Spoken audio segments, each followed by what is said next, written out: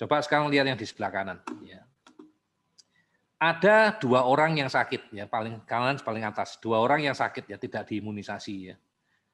Sakit, daftar infeksi, kumpul di komunitas yang warnanya biru. Ya. Begitu dia nularin, lihat di sisi sebelah kanannya semua orang jadi sakit. Yang nggak sakit yang biru lebih sedikit. Tapi di populasi tadi kalau ada sebagian orang yang diimunisasi, cuman sebagian kecil ya imunisasi, sebagian kecil cuman sedikit. Ini boleh dibilang nggak ngefek teman-teman. Ya cuman sebagian kecil aja yang nggak terinfeksi, tapi sisanya ya tetap terinfeksi. Lah herd immunity itu baru terjadi kalau yang diimunisasinya banyak. Ini baru bisa menyelamatkan orang yang lain. Jadi yang sakit akhirnya bisa lebih sedikit, ya, yang terpapar yang benar-benar tidak imunisasi. Jadi inilah yang sebenarnya yang mau dicapai oleh pemerintah. Jadi kalau zaman dulu belum ada vaksin, ya diharapkan kami yang muda-muda itu sakit semua. Sehingga kalau jumlah yang muda-muda sakit semua, kita cepat-cepat sembuh, karena waktu itu belum galak, belum dikatakan belum menyebabkan kematian, ya waktu itu ya, herd immunity-nya tercapai. Tapi ternyata berikutnya, ya nggak mungkin kan orang suruh sakit ya karena menderita ya. Ternyata vaksinnya keluar, ya sudah semua divaksin aja. Nah, ini strategi pemerintah, digratiskan, paling enggak sampai 50% total dari populasi, yang akhirnya nanti akan melindungi seluruh rakyat Indonesia. Ya, nah saya dan keluarga setelah tahu ilmunya seperti ini, saya berpartisipasi, ya, saya ikut ya untuk menyelamatkan yang lainnya. Ya, dan saya harap setelah Anda tahu informasinya ini, Anda tidak tersesat dengan informasi vaksin yang menyesatkan, lakukan. Ya, karena penyakit ya akibat yang ditimbulkan tanpa vaksin jauh lebih menyakitkan ya, lebih mematikan dibandingkan kalau Anda divaksin. Ya, jual belinya masih lebih mahal kalau tidak divaksin. Ya, itu sehingga ya jadi pahlawan lah ya. Dengan kita divaksin kita jadi pahlawan. Ya, oke, good. Ya. Selain sehat, ya jadi pahlawan. Ya, why not? Ya, wong juga vaksinnya gak bayar lagi ya, gratis. Luar biasa pemerintah. Saya suka. Ya. Negara lain bayar loh. Oke ya, kita lanjut. Dok, kan nggak boleh semua orang, dok. Ya, jadi kan tadi usia 19 sampai 59 ya, walaupun ada beberapa orang tua udah mulai dikasih ya. Ya, yang dikasih yang sehat usia 18-59, kemudian yang nggak dikasih itu yang ini. Yang pernah sakit COVID, ini pun ternyata sekarang dicek dulu ya, antibodinya ada 132.000 lebih nggak, kalau nggak ada dikasih lagi ya. Yang sedang sakit ya, ini nggak usah dikasih dulu ya. Yang hamil menyusui atau berencana hamil itu jangan dulu ya, karena nggak tahu efeknya sama orang hamil ya. Nggak tahu efeknya sama janin ya, jadi kan ini barang baru ya, jadi jangan dulu ya. Punya riwayat alergi berat terhadap vaksin atau komposisi, jangan ya, nanti kalau jadi anafilaktik ya, nggak bisa ditolongin ya. Punya penyakit pembekuan darah, ya jangan ya. Ada kelainan jantung, jangan ya, penyakit kronis jangan ya. Penyakit autoimun jangan ya. Penyakit epilepsi jangan ya. Mendapat imunisasi apapun, sudah pernah diimunisasi dok sebulan sebelumnya atau sebulan dia akan datang, itu jangan ya. Berencana pergi dok, terus nggak bisa imunisasi berikutnya, jangan ya, karena tidak efektif ya, harus diberikan dalam waktu 2 dosis. Dan yang jangan-jangan inilah nanti yang kita masukkan dalam 50% yang tidak ikut diimunisasi, yang ikut kita lindungi, yang ikut kita selamatkan ya. Nah, ini sasaran yang menerima vaksin ya, kriteria pemerintah dari 160 juta orang ya. Jadi dianggap penduduk kita itu 300 jutaan ya, 50% harus vaksinasi. Yang diutamakan ada 3,14 juta orang itu ada tenaga medis. Ya nanti kalau nggak ada yang nulungin kita siapa ya kan? Ya, dia kan yang penting ya, yang orang-orang yang bakal nulungin kita kalau kita sampai sakit sampai apa ya, tenaga medis yang diutamakan ya. Gak usah iri ya, gak usah sirik sama saya. Saya juga dapatnya terakhir ya bareng guru. Ya ada tentara, iyalah ya, jangan sampai terjadi chaos ya gara-gara kacau ya. Jadi ya ini diutamakan ya, Polri ya, aparat hukum dan pelayanan publik ya, termasuk pelayanan publik ya, orang-orang di kecamatan di mana ya. Kemudian kedua ada 5,6 juta orang tokoh agama masyarakat ya, perangkat daerah ya, kecamatan, desa, RT, RW ya, semua dapat ya, karena dia yang dianggap sebagai pemimpin, leader ya, dapat. Kemudian yang bagian ketiga, ini yang saya juga ikutnya, yaitu saya termasuk guru ya. Jadi saya bukan dokter, ya, saya guru ya. Ini tenaga pendidik ya, PAUD, TK hingga sederajat perguruan tinggi ya. Ini ada 4,3 juta orang. Ya, jadi kalau nggak ada saya 4.299.999. Kalau tanpa saya, ya. Saya sudah ikut ya di sini ya. Kemudian ada aparatur pemerintah pusat daerah 2,3 juta orang. Kemudian semua ya yang penerima bantuan iuran ya BPJS 86 juta orang. Terus masyarakat usia 19-59 tahun 57 orang. Kurang lebih totalnya ada 160 juta orang. Ya, ini sasarannya mereka.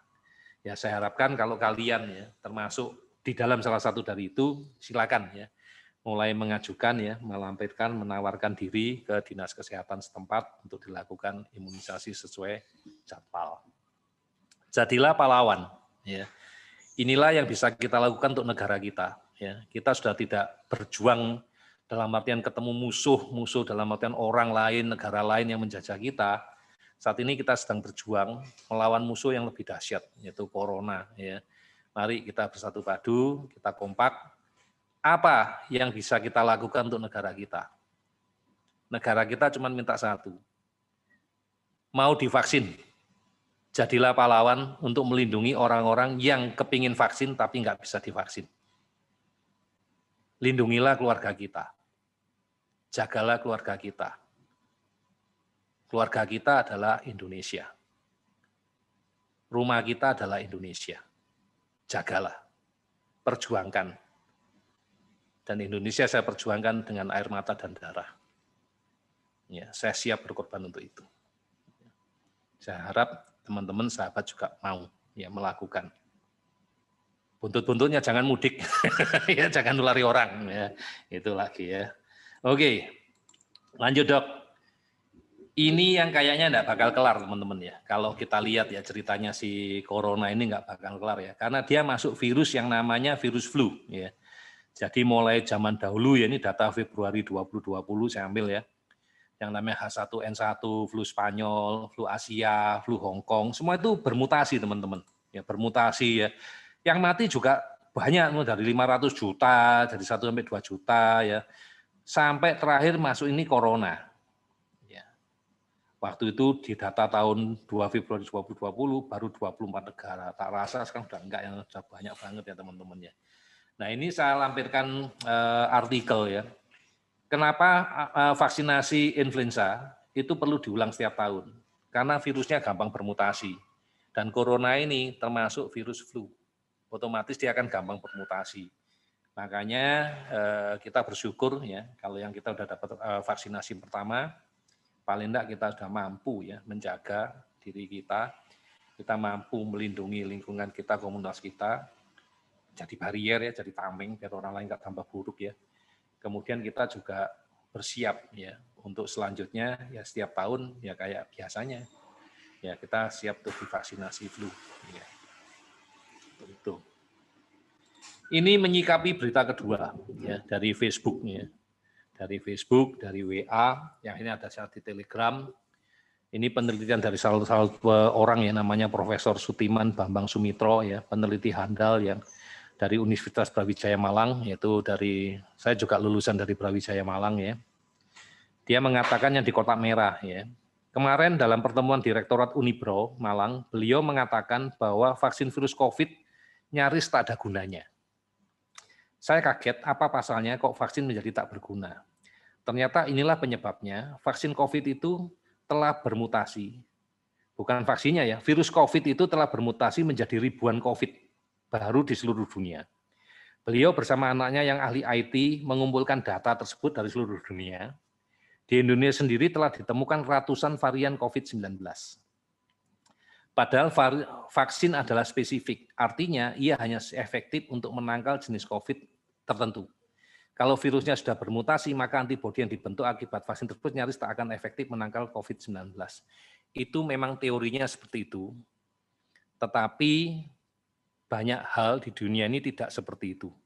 Kadang-kadang ada yang namanya cross imunologi, ya, cross vaksin. Ya, jadi kita divaksinasi tertentu, misalnya yang ada itu kita divaksin BCG untuk TBC, yang dimasukkan ke kita itu bukan TBC-nya manusia, TBC-nya sapi.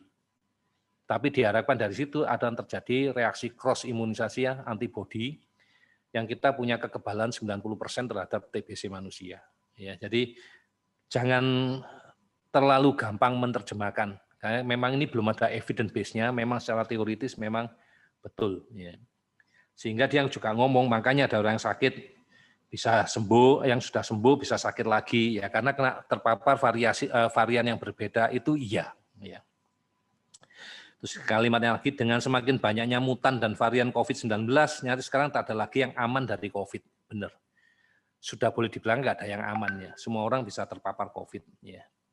Nah dia ngomong di kotak yang sebelahnya ini, yang saya kasih kotak hitam, pengobatan sederhana COVID itu gampang ya. Kalau kita nggak bisa bunuh virusnya, ya nggak bisa ngatasi virusnya, kuncinya satu, daya tahan tubuh kita ditingkatkan. Istirahat cukup, stamina diperbaiki, nutrisi cukup. Itu doang. Ya. Jika kita sakit, apapun sakitnya cepat-cepat diobatin karena gejalanya nggak jelas. Kurang lebih intisarinya seperti itu. Kita lanjutkan lagi ya.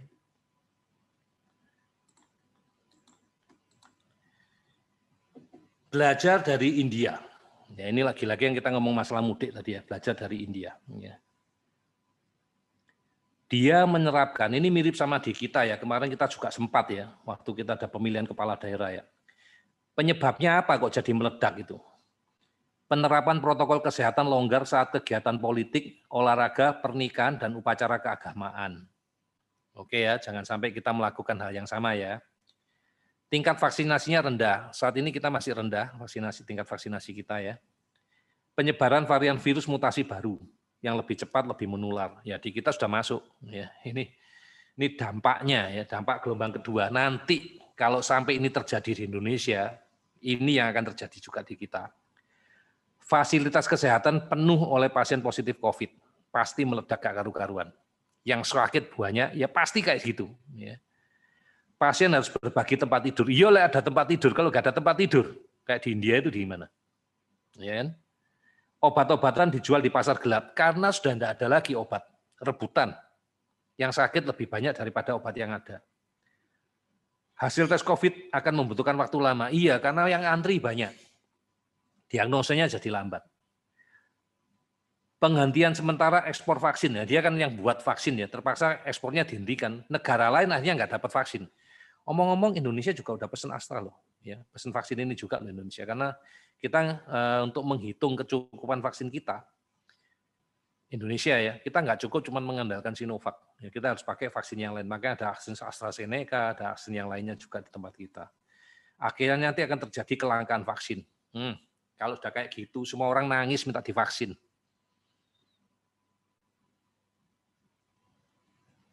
Iya kan? Semua orang nangis butuh vaksin, minta tolong divaksin supaya tidak ketularan. Padahal vaksin sudah nggak ada. Itu nanti yang bakal terjadi. Pemberlakuan lockdown. Nah, kita sudah dilakukan semi lockdown, nggak boleh mudik, ya kan? Imbauan kepada pekerja di kota tidak kembali ke kampung halaman. Ini sudah dilakukan di kita, maka jangan dilanggar, ya kan? Vaksinasi untuk usia 18 tahun mulai 1 Mei, dan kita kan sudah digalakkan imunisasi. Sampai sekarang mulai ada imunisasi mandiri. Lihat lagi gambar grafik di samping yang saya kotain merah, ivermectin. Kita mau ngomong ivermectin. Ini adalah langkah yang saya lakukan untuk menyelamatkan anak kita. Ini studinya. Jadi mereka melakukan studi, ini sudah diteliti, tapi evidence base-nya nggak ada. Ini dalam rangka mencari evidence base, makanya jurnal-jurnal ini keluar. Ini masih baru jurnalnya, Februari 2021. Jurnalnya baru-baru.